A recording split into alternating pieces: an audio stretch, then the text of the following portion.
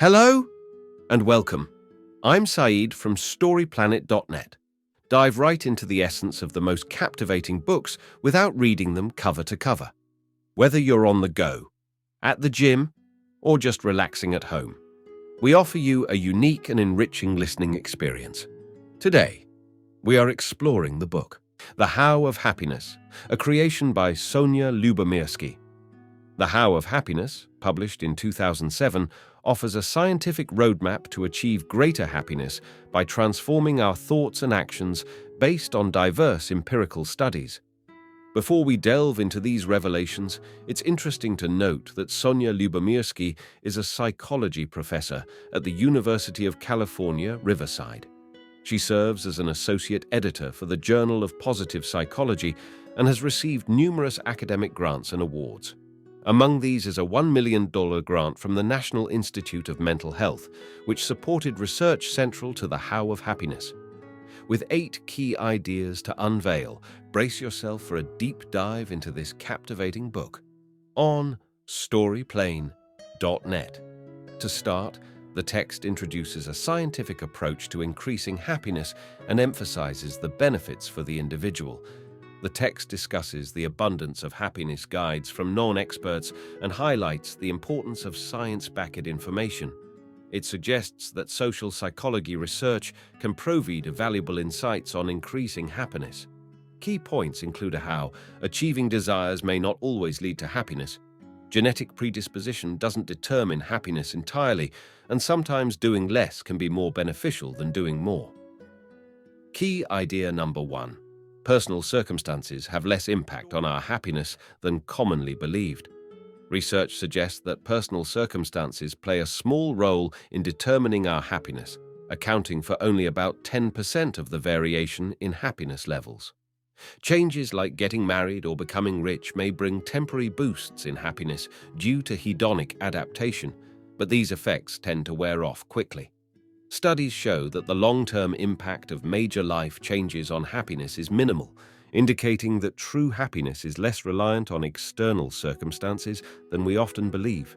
Key idea number 2, genes influence happiness, but other factors are also important.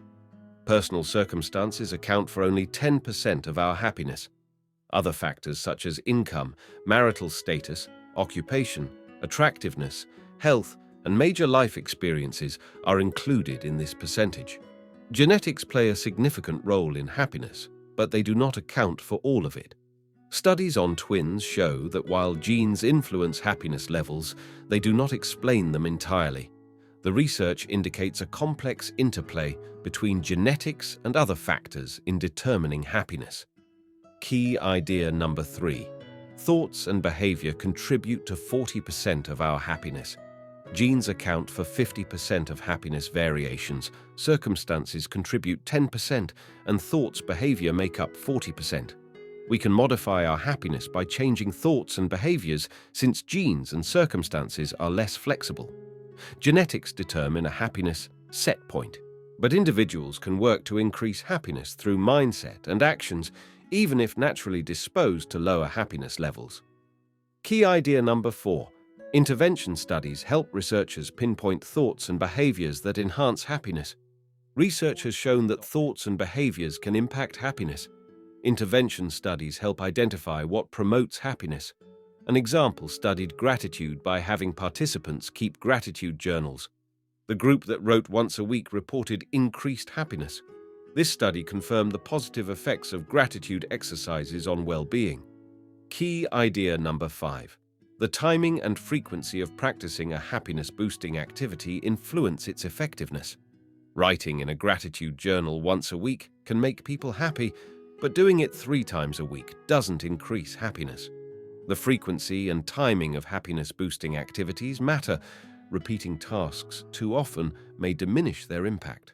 A study showed that performing 5 acts of kindness in a single day boosted happiness significantly compared to spreading them out over a week. Doing these acts all at once may feel more special and impactful. Key idea number 6. Variety and commitment are important factors that affect how effective a happiness-boosting activity is. The key message of the text is that to increase happiness, the way activities are done is crucial, not just the activity itself. Factors like variety, commitment, and consistency play a significant role in maintaining the positive effects of happiness-boosting activities. Simply repeating the same activity without variety or stopping it abruptly can result in a decline in happiness levels. It is essential to turn happiness-boosting activities into ongoing habits to consistently benefit from them. Key idea number 7.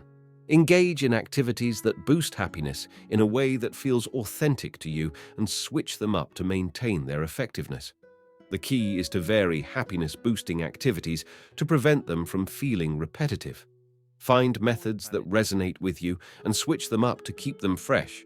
Gratitude exercises, like a journal or reflection, can help cultivate a more positive outlook. Customize your approach and frequency based on what works best for you. Happiness strategies are not one-size-fits-all and should be tailored to your individual needs and preferences. Key idea number 8. Choose activities that increase happiness and suit your preferences. Key points: practicing gratitude and acts of kindness boost happiness. Various activities can increase happiness: physical exercise, meditation, religious or spiritual practices, improving relationships, forgiveness, pursuing goals, and savoring joyful experiences. Choose activities that suit you and adjust timing, frequency, variety, and commitment. Start with a few activities, build habits, and add more gradually. In conclusion, our happiness is influenced by circumstances, genes, and our actions, with 40% within our control. Changing thought patterns and behaviors can increase happiness. Practice optimism and avoid rumination to boost happiness. Envisioning a positive future and redirecting thoughts can help. The book Happier by Tal Ben-Shahar provides advice on pursuing happiness through passion, relationships, goals, and mindfulness. Thank you for listening to this summary. If you enjoyed this exploration, we invite you to discover other fascinating books on storyplanet.net. Don't wait any longer. A multitude of books, stories, and knowledge await you there. See you soon on storyplanet.net.